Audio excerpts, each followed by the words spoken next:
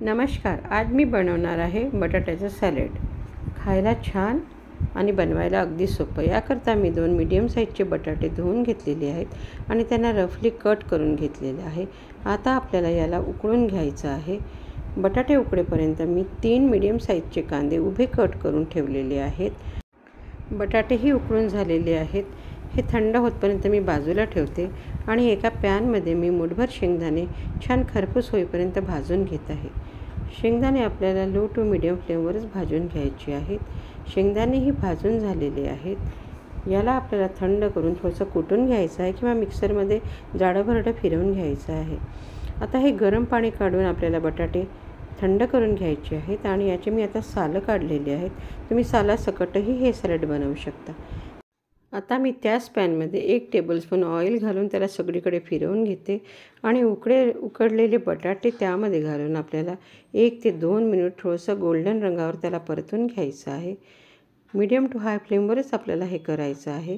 बटाटा आपला ब्राऊन झालेला आहे, त्याला मी काढून घेते आणि त्याच पॅनमध्ये मी आता 1 टेबलस्पून ऑइल घालत आहे आणि त्यामध्ये अर्धा टीस्पून मोहरी आणि अर्धा टीस्पून जिरे घालायचं आहे.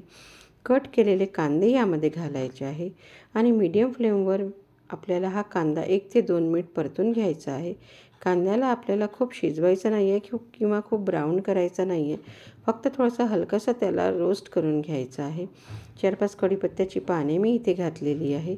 आता यामध्ये आपल्याला उकडलेला जो बटाटा आहे तो इथे घालायचा आहे. चवीपुरतं मीठ इथे घालायचं आहे. याला एकदा मिक्स करून घ्यायचं आहे आणि आता 4-5 पुदिन्याची पाने आणि थोडासा सांबार मी कट करून इथे घालत आहे. त्यालाही मी मिक्स करून घेतलं. आता आपल्याला आपल्या आवडीप्रमाणे दाण्याचा कूट इथे घालायचा आहे. आता अर्धा टीस्पून तिखट, चवीप्रमाणे आपल्याला तिखट घालायचं आहे. तिखटाच्या ऐवजी तुम्ही इथे हिरवी मिरची पण घालू शकता. अर्धा टीस्पून चाट मसाला इथे घालत आहे आणि याला आपल्याला 1 मिनिटभर छान मिक्स करून घ्यायचं आहे.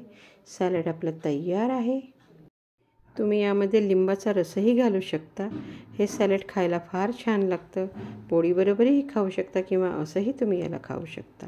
एकदा नक्की ट्राय करा. आवडल्यास लाईक, शेअर करा, सबस्क्राईब करा. व्हिडिओ बघितल्याबद्दल धन्यवाद.